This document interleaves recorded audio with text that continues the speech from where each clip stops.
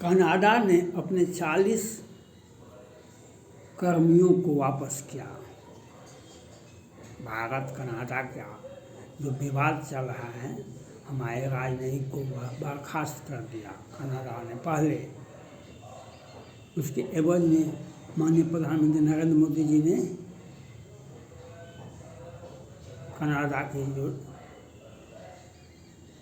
राजदूत हैं और उनके सहयोगी कर्मी हैं भारतीय दूतावास में, कनाडा को उसको कनाडा सरकार ने मोदी जी ने बर्खास्त करने का आदेश दिया।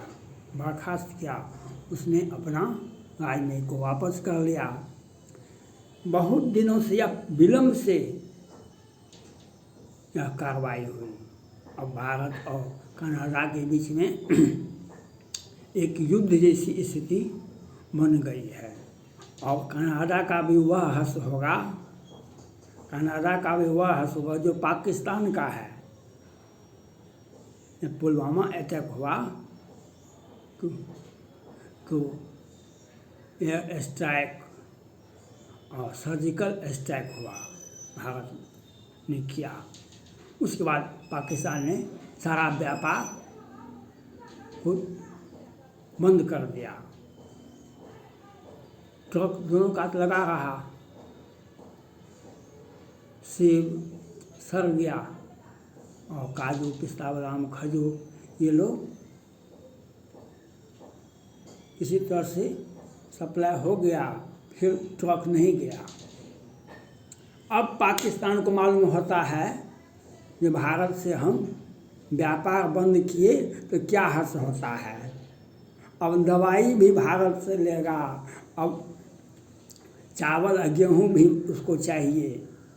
जब भारत सरकार ने तालिबान को, अफ़गानिस्तान को मुफ्त में मानवीयता का रक्षा करने के लिए कई 1,000 कुंटल, कई 100 ट्रक ने गेहूँ भेजा।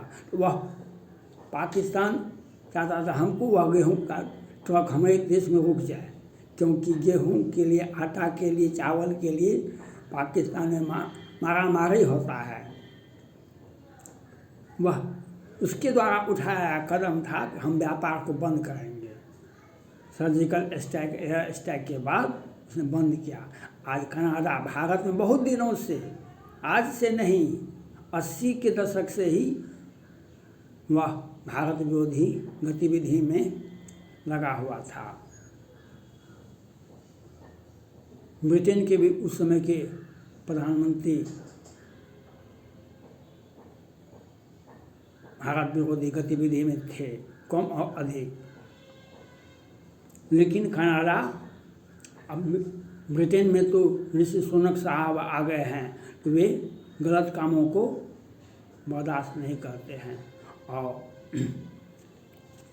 इनमें एक नैतिकता है। और कनाडा तो हम भारत विरोधी गतिविधि में और खालिस्तान समर्थकों को, मिर्जा साहब हो कि कौन हो, कितने वे बसे हुए हैं, तो भारत विरोधी गतिविधि में पाकिस्तान से फंडिंग और कनाडा का फंडिंग और प्रोटेक्शन दोनों होता था।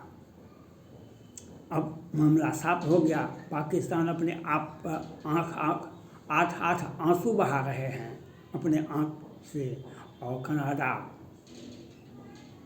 वह भारत के में हिंसा फैले, खालिस्तान का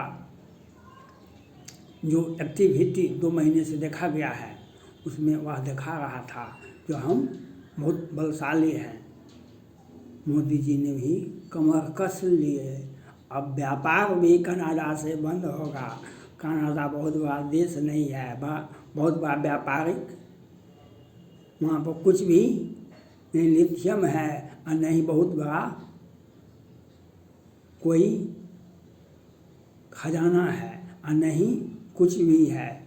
एक समान छोटा सा देश है, लेकिन भारत के में आतंकवाद फैले इसमें वह बहुत पहले से लगा हुआ था और जिस प्रकार से अपना उच्च मानसिकता अपराध में, सबसे बड़ा अपराध में वह ऋषि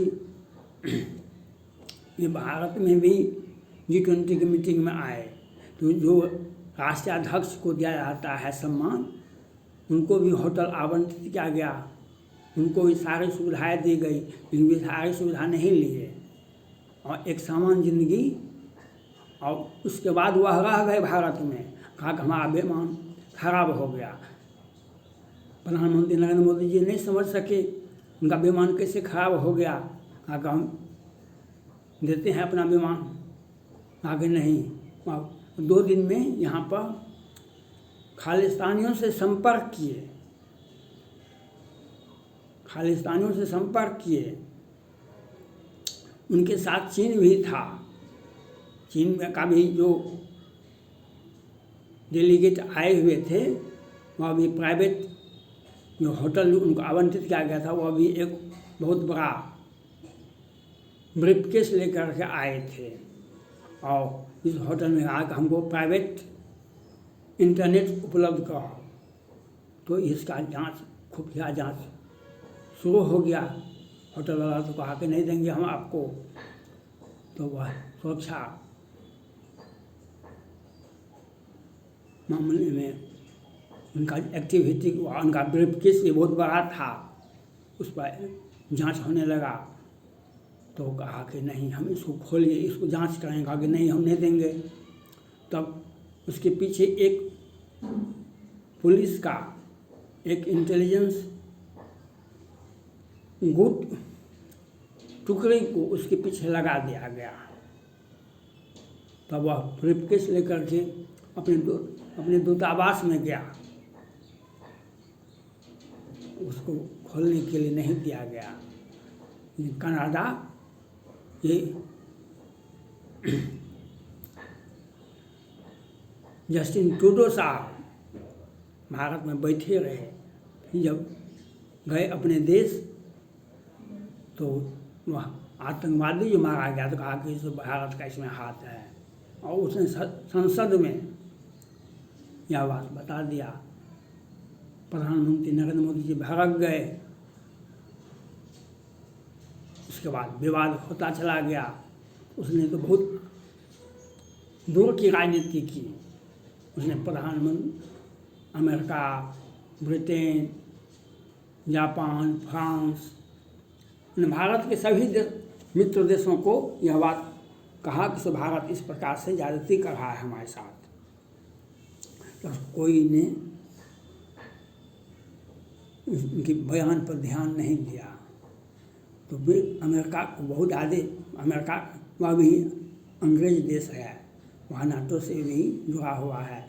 तो अमेरिका ने कभी कभार बयान उनके पक्ष में दे दिए। अब अमेरिका आगे बयान दे रहे हैं कि भारत उनकी जांच में सहयोग करे, लेकिन विवाद आगे बढ़ गया। अब जस्टिन ट्रूडो साहब को अपना देश संभालिए, आतंकवादियों को संभालिए और भारत विरोधी गतिविधि को बढ़ाइए। यह काम बहुत पहले प्रधानमंत्री नरेंद्र मोदी जी को करना चाहिए था। और जो नागरिकता लिए हुए हैं कनाडा का, वह भारत में बैठे हुए हैं। अक्षय कुमार जी, वह किस हैसियत से, जब कनाडा का नागरिकता आप लिए हुए थे तो आपने कैसे फिल्म बनाने के लिए सोचे कि रामेश्वरम सेतु सत्य है या असत्य? आपको किसने अधिकार दिया? जब आप भारत का कोई भी या हमारे सनातन धर्म पर, हमारे धर्मशास्त्र पर, हमारे आस्था के केंद्र पर प्रश्न उठाने का अधिकार किसी भी व्यक्ति को नहीं है। लेकिन अक्षय कुमार जी वे बयानबाजी में पारंगत हैं।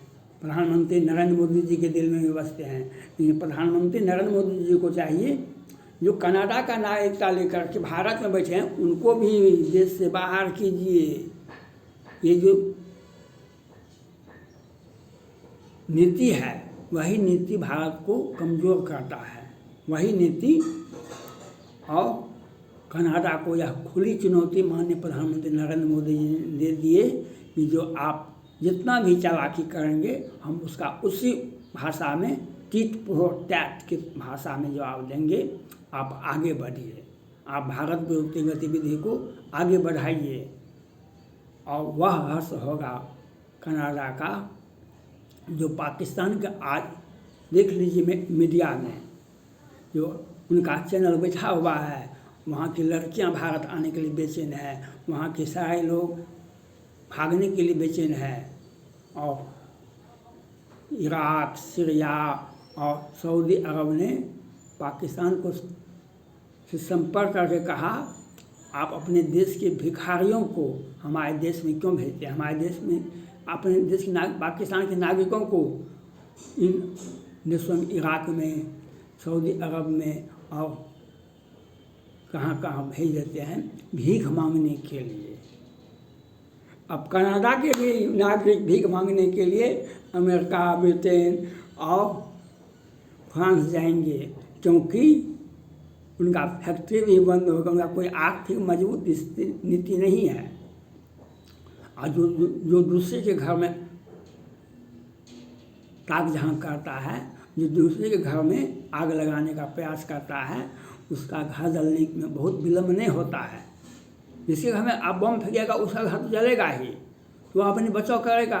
लेकिन जब पहचान हो जाएगा तो आपको सारे उसके पड़ोसी सारे आपसे घृणा करेंगे।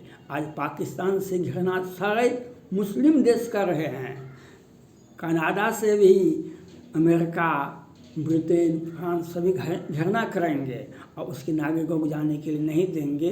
अब वहाँ पर महंगाई भी बढ़ेगी और वहाँ का शांति व्यवस्था भी चौपट होगा।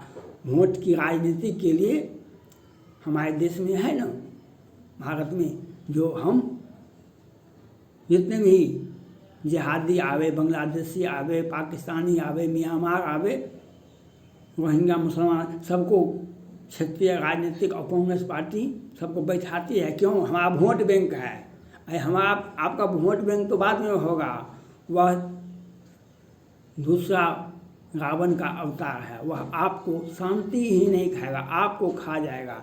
इसलिए विदेशी ताकतों को घर में किसी भी परिस्थिति में रहने के लिए नहीं देना चाहिए। आज कनाडा का भी वह हर्ष होगा जैसे पाकिस्तान का नागरिक जाता है सऊदी अरब में, इराक में और ईरान में भीख मांगने के लिए, उसी प्रकार से कनाडा के नागरिक भी जाएंगे भीख मांगने के लिए। भारत से झगड़ा करो, भारत तो उससे व्यापारिक संबंध अच्छा था, उसको बहुत पैसे मिलते थे। एक अमेरिका से व्यापार करने से कोई किसी का देश का नहीं चल सकता है, आपको 10 देशों से व्यापार करना पड़ेगा, तब आपका देश की सभी समस्याओं का समाधान होगा। आज कनाडा अपनी नीति पर फंस गया और उसका हर्ष अब दिखाई पड़ता है, उसके आंख में आंसू सूख जाता है, निकल भी नहीं पाता है। भारत विरोधी गतिविधि को हवा देने का अंजाम यही होता है। इसलिए किसी भी परिस्थिति में आतंकवाद को फैलाने वाले को घर में, भारत में जगह नहीं मिलनी चाहिए। यह नीति को समझना चाहिए सभी लोगों को, सभी नेताओं को। थैंक्स।